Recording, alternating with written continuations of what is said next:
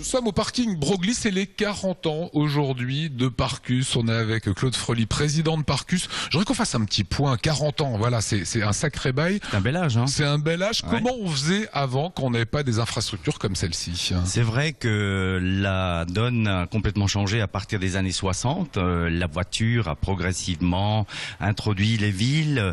Le tramway a été arrêté dans les années 60 et sont venues les 30 glorieuses où chacun avait envie de sa voiture et a eu sa voiture. Donc il a fallu s'adapter. Donc la société d'économie mixte Parcus a été créée en 1973 pour gérer, financer, construire et exploiter des parkings. Vous êtes ici au parking Broglie, c'est le premier, c'est celui qui a été inauguré en 76. Qui a eu un prix en 2009. Absolument. On a remporté le Grand Prix européen de rénovation des parkings européen, donc ça veut dire ce que ça veut dire, sur des critères très importants, la transparence, la lumière, les services qu'on y donne. Donc c'est à l'image de la société, de cette entreprise qui gère près de 25 000 places de parking sur l'ensemble de l'agglomération, donc un beau succès. C'est en 2009 que vous êtes primé, 2011 c'est Austerlitz, donc vous êtes vraiment dans une dynamique. Hein. Pour dire, je crois qu'il faut maintenir ce savoir-faire parce que la concurrence est lourde depuis 93.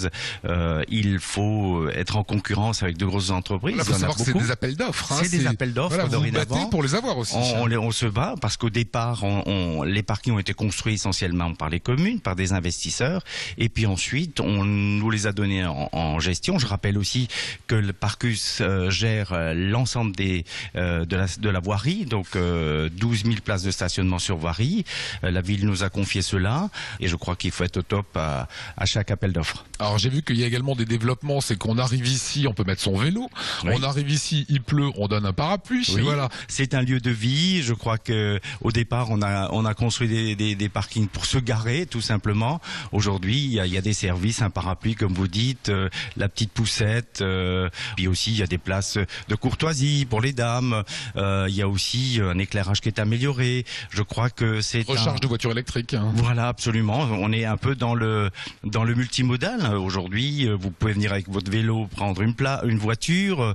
On est là dans l'évolution de la mobilité, ce qu'on appelle la mobilité durable, qui imaginait en 1960-1970, quand il y avait plus de 75% de la mobilité qui se faisait avec les voitures. Hein, dans les années 70, aujourd'hui, la part de la voiture dans les déplacements est redescendue en dessous de 50% dans la ville. Donc je crois que c'est un effort collectif et on concourt, je dirais, au mieux-être de la ville et puis on est extrêmement fiers d'avoir pris cet engagement aussi.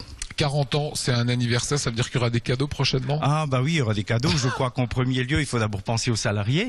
Il y aura donc une petite fête qu'on va organiser en juin. Mais aussi, je crois qu'il faut aussi remercier tous ceux qui fréquentent nos parkings. Il y a plus de 3 millions d'utilisateurs horaires dans nos parkings. À Strasbourg, c'est extrêmement important. Donc on va les remercier.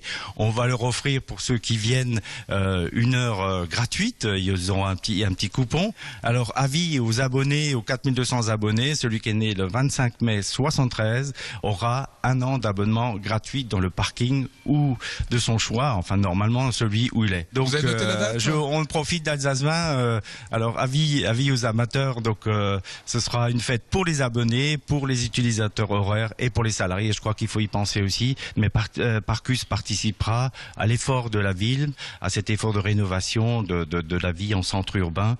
On est prêt et puis 40 ans c'est le bel âge pour être encore performant.